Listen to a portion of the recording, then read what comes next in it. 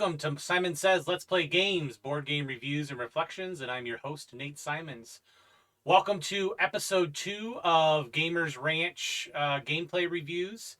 To kind of recap, if you haven't watched episode 1, this dates back a year to May of 2023 when a group of us attended Bland, Missouri Gamers Ranch, which is a gaming getaway. Spent 4 days there, played all sorts of games. Came back from the getaway and recorded a 3-hour session, only to find out that my mic had not recorded. So here I am, kind of doing an update of all the games that we played during that weekend. I am going to cut in reviews and comments from my group of fellow gamers that attended with me. So the format here is I'll review the game and I'll cut in the comments from my friends. So you can get everybody's thoughts and opinions on that. Today, we're going a little deeper into some lighter strategy games. Episode 1 was more party and filler games. So here we're going to taste of a few strategy games. And to dive right in, the first game that I'm going to cover was Clank Catacombs. Let's talk about the base game of Clank first. Clank is an actual dungeon crawl game mixed with some deck building. The original version had several map packs that came out for it, and then they ended up having character packs, things like that. Clank and all the map packs was then expanded by Clank in Space, and same thing there. They had a bunch of different expansions and map modules that came out for that. Then they came Clank Legacy, and as the follow-on to Clank Legacy, we've now got Clank Catacombs. Clank is a deck builder at its heart, so every character or every player starts with the same set of 10 cards, and as you play through the course of the game, you'll start to modify, add, remove cards from your deck, kind of creating your custom deck to move through the dungeon. Show some pictures here. The namesake for Clank Catacombs is that it has a modular map, where all previous versions of Clank had a what I'll call a static map, right, where you could see all the different locations from the get-go and kind of plan your path. That is one of the things that I liked about Clank Catacombs is you start on this central tile here, and from there, as you start to play your cards to either move or pick up treasures or fight monsters, as you move to the edges of these tiles, then you'll actually start to lay down new tiles. And you can see the color coding here. There's like a stack of, I think it's 6. I don't see all of them here. Anyways, there's a stack of starting tiles that you have to get through first, which kind of represents like you're outside of the dungeon in what I think what they refer to as the above ground. And then as you get into these darker tiles, you are then in the depths. And within those tiles is actually where you will find the dragon artifacts here. And you'll basically have to grab one of those and then escape. Player with the most points wins. I really enjoyed this version. I loved the modular map and all the different things that you could do here. As an example, there's several cards that allow you to either switch tiles or rotate tiles. The other thing that I liked is there's these prisoners, and as you come across, again, I'm trying to zoom in here, but as you come across some of these I can't necessarily see them on here, but they're like cages. If you have a lock pick, you can free the prisoners. And the prisoners will do certain things for you here.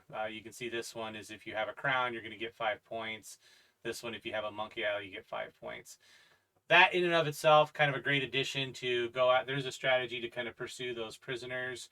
But then just overall, one of the things that I think is a little frustrating about the base Clank and the maps and things like that is if you've played with people who are super familiar with that map, they know the best path, they know the best way to get in, get out, get the high value treasure, and they're going to school you every time. I think that is one of the things that's unique about Clank Catacombs here is that you cannot plan that path. You never know where tiles are going to pop up. You never know the tiles that are going to have the artifacts on them.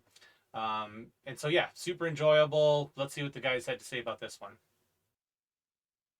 Yeah, this game is a family favorite of ours. We play this often. Not necessarily Clank Catacombs, though I own it, but just Clank games in general.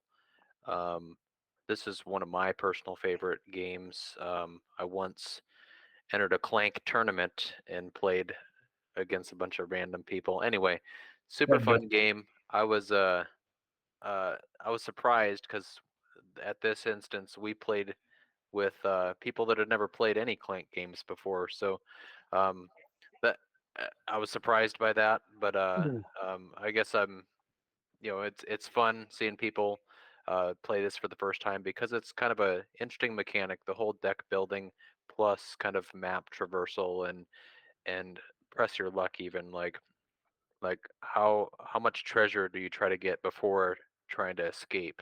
Um, because I mean you could just go escape right away. I've never seen that strategy work though. Like you might escape, but you're not going to get very many points.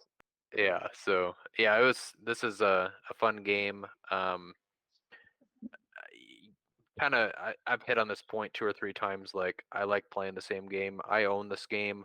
And I wanted to play it again, and I'm glad I got a chance to play it again. And it's always cool to play games with people that have never played it before. So I was those people, and I tend to push my luck. I like to deviate and get lucky, and then make everybody else wish that they had chosen the dungeon path that I did. There was nobody that was wishing they chose the dungeon path that I did. It sucked. And so I kept seeing dungeon tiles come out that were freaking awesome in the route that everybody else was taking, and I was up here like piddle farting around with crap tiles. So I I got incredibly unlucky. I can see the merits of the game, and I think I would really enjoy it. Um, with some replays, just better understanding what's going on in the game. My The most annoying thing was not only was I getting unlucky with the tiles selected, but I was also getting unlucky with the cube draws. I kept diminishing my health significantly, so probably making in the too much same clank. vein, I wasn't making too much clank. The game was just upset with me. I wonder if your experience was tainted a little bit because you hadn't. Well, it was tainted specifically because I died on the last spot before getting back to where I needed to be. But overall, yeah, pretty good game. I could see how it would be fun with some replays. I'm just glad to hear that Garrett does the same thing I do and rationalize why I lost, chalking it up to bad luck. So Yes, it was yeah, exclusively bad luck because I was making nothing but good choices. yeah, I do that a lot too. Yeah. We I don't should know. start a club. I feel like when you lose, Matt, a lot of times the game is broken. That's true. All right, the next game up is Custom Heroes. I had heard about this game going into Gamers Ranch, and so I sought it out specifically because I am a huge John D. Clare fan, and specifically, I love his card crafting games. For those that aren't familiar, the card crafting games, I think Mystic Vale is probably one of the most popular ones out there, and Dead Reckoning. There's probably some more I'm not thinking about. But, anyways, the cards in these games actually come in these thick sleeves, and as you play the game, you actually get to upgrade those cards. You will slide enhancements kind of over the top of the card with this clear, like lenticular cover, so you can actually, see the artwork and the things behind on the original card, but then it kind of adds an overlay for new powers or values. So I heard that Custom Heroes adopted this card crafting mechanism, but it is also I'm probably going to get scrutinized here. I'd call it a trick taking game. It's actually a card shedding game. So the whole goal of the round is to be the first player to get rid of all their cards. You do keep playing out the round because then there is points for second, third, so on and so forth. Each player is dealt kind of the same starting deck of cards here. I think it's 1 through 8 is the starting numbers on your cards. And just as a quick example here, you actually get some currency to spend to buy some of these upgrades. That is kind of the catch-up mechanism here, is that if you are the person to win the round, i.e.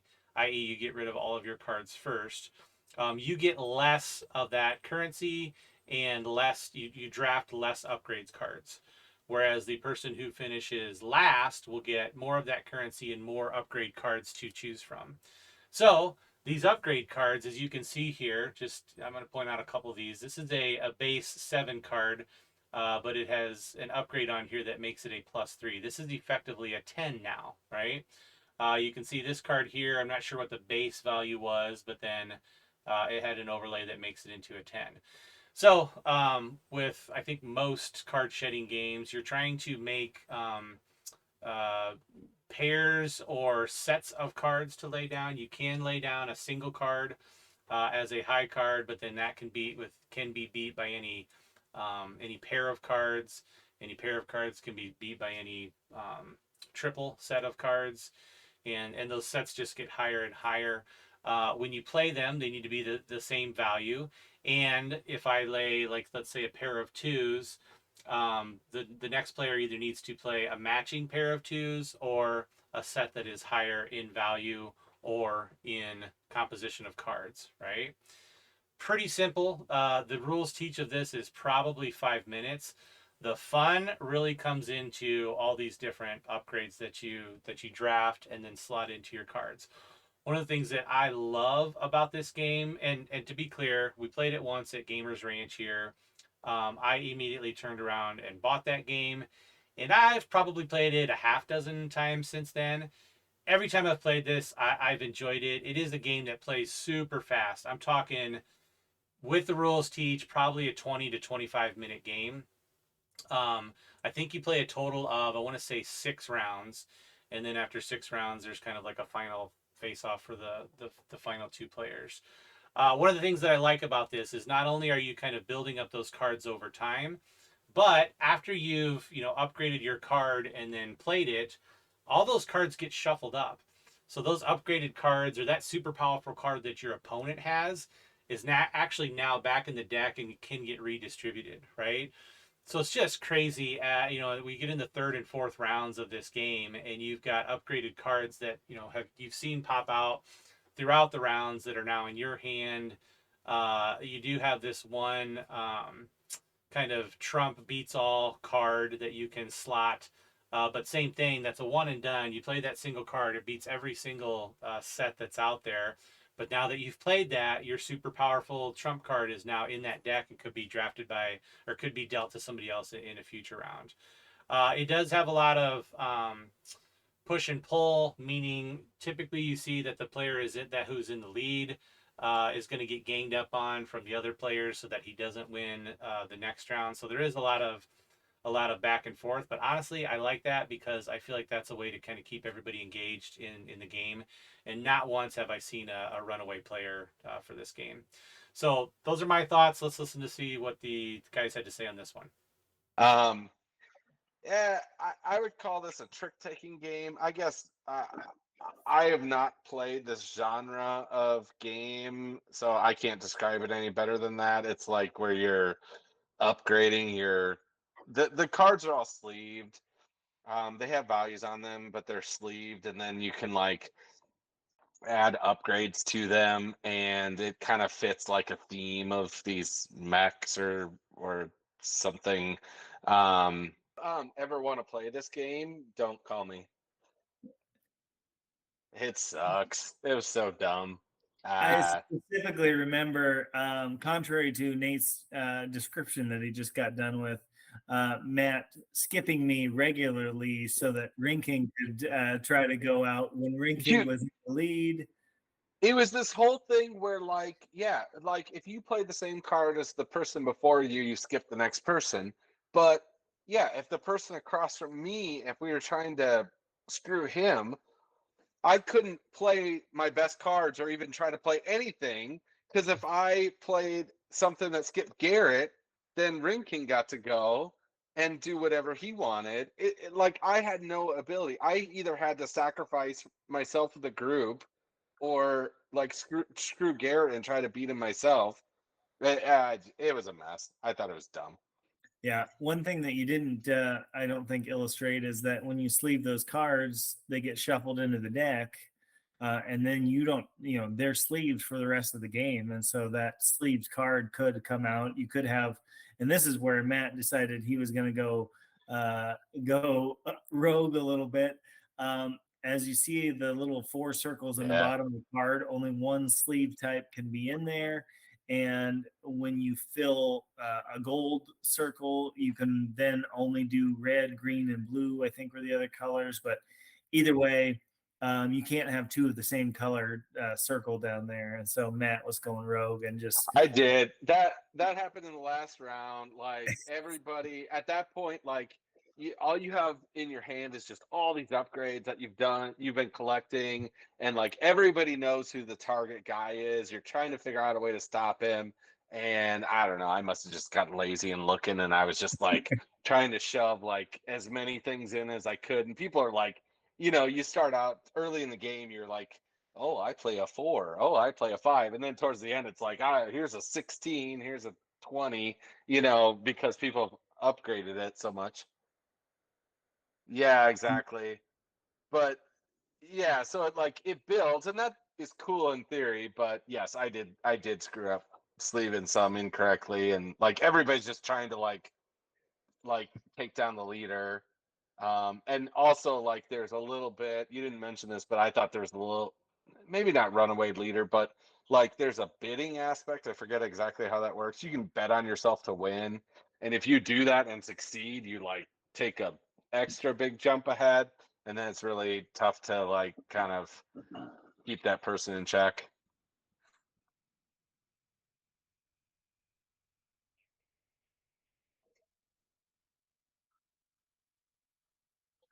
Yeah, I knew this game reminded me of some other. Okay, the next game up is the Guild of Merchant Explorers. Full disclosure, this was my game of the weekend. I had not played this game. I had actually heard a couple of podcast reviews on this game, and it seemed like something that I would really dig and wanted to check out. So I had read the rules beforehand. In episode 1, we talked about Blood on the Clock Tower. So the night that we played this, the whole other the other room was playing Blood on the Clock Tower, and me and one of the buddies sat in and played Guild of Merchant Explorers, just a 2-player game. And I don't know what it was, but just the ambiance of being in that quiet room, kind of consuming this game. It was a super relaxing game, but also at the same time very strategic.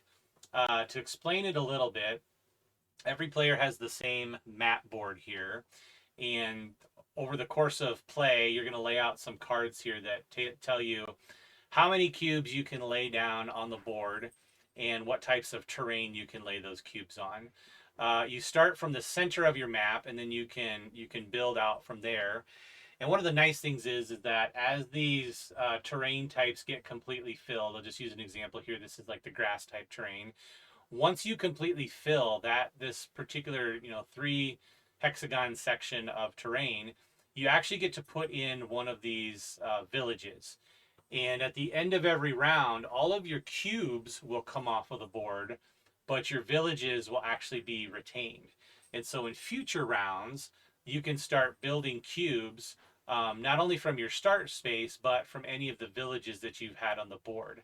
And that's one of the key strategic pieces, is understanding, kind of where to focus your cubes to get villages so that in future rounds you can expand. There are a bunch of goal cards which give you things for connecting to certain parts of the board, or being the first person to find a certain number of pirate shipwrecks or things like that. And those are those are different for every game. There's I think you draft a total of 3 different scoring cards or goal cards that you guys can that you can pursue as part of your game. There's not a lot of I would say there's actually no contingency on what your opponents are doing, so it is a little bit of multiplayer solitaire, if you will. But I don't mind that. I actually, again, some of those games are the most relaxing, where you can just focus in on what you're doing on your board and just play your own game and be oblivious to what the other players are doing. In the end, you do compare scores to see who has the most points or who has collected the most coins. Coins are points. So whoever's collected the most coins at the end of the game. And those goals are a little interactive. Like I said, those are rewarded for, like, the first player to get them will get a higher payout than any other players that complete that goal throughout the game. So there's a little bit of interaction there. Not much. But I really do love this game. I've actually played it, I don't know, I'm going to say a dozen times since then. I have also purchased the expansion for this, which is new maps, new goal cards, new kind of terrain bonuses, and things like that. And I love this game so much that I bought a bunch of upgraded 3D printed bits for it. So I love this game. It is one of my favorites. It'll be staying in my collection for quite some time. So let's hear what the other guys had to say about this one. I really like the game as well. I played it. It was just 1 versus 1 with Nate, and then we played it as a 4-player game just this past weekend. And overall, really liked it. I liked the puzzle aspect of it. I would say that some of the individual round cards where you get to choose from 2 and keep 1. That is your own unique action for each of those. As you build those out across the 4 rounds, some of those are much more powerful than others, and the timing of the cards that come out to partner or pair with what you have is very impactful in the game. So you could have the best card, and if it doesn't come out at the right time, it's worthless. So overall, really good game. Really enjoyed it. And in terms of a medium weight game, which is what I would probably consider this, I would say it's pretty accessible to a lot of people. Yeah, you know what this game reminded me of was Cartographers. Everybody starts with the same map, and then a choice is made on a card, and then like everybody's map at the end of the game looks totally different based on the choices that you make. And then the other mechanic, and you touched on it, where you can create the villages. Like the analog there is with brass. When you move into a new industry, you've got anchor points on your map that you can expand from. Yeah, Garrett said it. It's really accessible. You could play this with family, non-gamers. Super easy to pick up. Plays pretty fast. There's only 3 rounds. In each of those 3 rounds, you're taking 6 to 8 actions, I think, based on the round that you're in. But it's a good game. It's an optimization puzzle, and it's fun.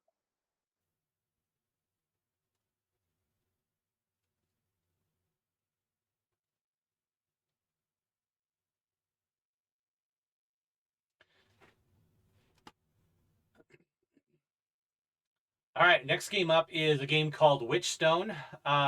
One of the nights that we played this, I had a couple of buddies there that had never played Witchstone. I had played it, I owned it, but I wanted to introduce them to it, so we busted this out. Witchstone is great. It is a kind of a combo building resource gathering game. I don't know how best to describe it. The key mechanism here is that every player has this, what I'll refer to as cauldron, in front of them. And you have a series of these double hex tiles that you'll be laying out on your board. So every turn you're going to lay down one of these double hex tiles. And that's kind of the real cool part of this mechanism, is that as you lay these tiles, obviously there's 2 different icons on these on each side of the hex here. But you get to take both of the actions that are on either side of this hex, multiplied by or equal to the number of adjacent icons that you connect that with. So as an example here, the pentagram, let's say I had just laid this tile here. I get to take this pentagram action a total of 6 times. 1, 2, 3, 4, 5, 6, because I've now kind of daisy chained these 6 hexagon icons. Now, on the flip side, you can see the wand here, which is connected to another wand. So not as lucrative, but I do get to take 2 wand actions. And that's really the whole premise of this game, is you're trying to put together these hexes. Obviously, you're trying to chain together as many actions as you can, because the more of those actions you can take, the more lucrative they're going to be, the more points you're going to score, things like that. The thing that really starts to unfold in this game, specifically in the late rounds, is taking one set of actions gives you a bonus, which actually may allow you to take another action. And then doing that action gets you a bonus that allows you to make another action. So it is one of those games, as you get further along, that you you start your turn, you do, okay, I'm going to do this, this, and this. Oh, I unlock this thing here, which allows me to do this. I get to do this over here. Oh, now I've unlocked this thing over here, allows me to do this. just this huge chain reaction, huge combo mechanism, which makes me feel clever when you can put those things together, and I feel like makes the game really fun as you can start to combo all these things. At its essence, though, what you're trying to do is either make connections on the board here to reach or put your little witches on the board in these key locations. You've also got these tracks here that are going to give you resources, or you've got a track up here that gives you different types of bonuses. Everything pretty much translates to victory points. So the more of those things, the more of those resources, the more of those bonuses that you can get are going to translate into victory points. It's a cool little mechanism down here at the bottom. This is the wand track, if you will. And one of the things I like about this is that if you are the first player to get to a specific point on that wand, you actually unlock a bonus where the other players that come after you will not get that bonus. However, to really work yourself up on this track, you do have to sacrifice a lot of these other actions. So there is a balance here to, I guess, seeking out those wand actions to be the first person to do those, or seeking out some of the other actions. In the end, it is one of those games where you have to balance everything. And that's what I really liked about it. So I enjoy this game. Again, I've actually purchased, there's a more recent expansion that came out for this that I've purchased and have played a couple of times. And let's see what the guys had to say on this one. I remember it remember- being a good game. Yep, I remember liking it. Yeah, I played it with you guys before, and I don't remember a lot of the specifics, but I remember walking away from that game thinking it was very enjoyable. Okay, last but not least for episode 2 here, we're going to look at a game called Flamecraft. I have actually played Flamecraft one other time since Gamers Ranch, and Flamecraft is what I would refer to as a pickup and deliver game. You actually have your dragon pawn that you're putting on different shops with on the player mat board there. And then within those shops, you're either gaining resources or you are playing resources to get victory point bonuses here. See if I can find a quick shot of the board here so we can kind of explain what's going on. So here you go. Here's the different shops. And as you place your pawns there, you're going to get some of these resource bonuses and then get to execute some of the actions down here, which could give you additional bonuses, could allow you to trade resources, get victory points, things like that. You've also got these cards where you're trying to, I guess, complete the recipe or something on there, and that's how you get victory points. You do have the ability to kind of get some end game goal scoring cards that you can reveal if you have the most of a certain resource or something like that. You'll get bonuses. Again, I've played this game a couple times. My experience at Gamers Ranch, I was ho hum meh on it. Didn't necessarily hate it. Didn't love it. I didn't feel like it did a lot of things that were new or exciting. So the moves felt a little scripted in that there always seemed to be one or two key choices of where to put your dragon. I will say these shops, as you continue to use the shops, they give out more and more rewards, right? So there is this ramp up from round 1 to your final round where you're getting more resources, which obviously translates in being able to complete more recipes or contracts and get more victory points. But again, I just the theme didn't do anything for me in terms of these cutesy dragons and the shops and things like that. The artwork is beautiful, but again, nothing that really, I guess, resonated with me. So, I chalked it up to, okay, that was a great game. Don't necessarily need to play it again. Just a couple months ago here, we played it at a board game retreat, and my opinions didn't change it at all. I actually played it with both my kids, and they seemed to enjoy it. But again, for me personally, didn't necessarily strike a chord or be anything that I felt like I needed to play again. So I don't know, maybe that is the sweet spot. Both of my kids enjoyed it. I do think that they liked the theme and the different dragons and things like that. So if you do play with a younger family group, maybe this is the game for you. But let's see what the guys had to say about this one. Yep, this is one of the games that I taught. This is a pretty lightweight game. It it basically is a worker placement game. You're trying to choose where you're going to put your dragon or which dragon, get different resources, complete objective cards, and use the dragon abilities. You chain different abilities together. This game, it was nice. It's easy to play. It's easy to teach. And kind of the nice part about it, after hearing some of these other games, like I didn't feel like I invested 4 hours in a game or a super long time in a game. It was really pretty easy to play, and it was moderately enjoyable. I think so. I would play it again. I probably wouldn't buy it. All right, that's it for episode 2. So thanks for listening. I hope you guys are appreciating all the thoughts and feedback from the games that we played here. So continue to tune in for future episodes. We'll get a little deeper into some strategy games with next episode. And if you can, please like and subscribe and continue to look out for new content. Thank you.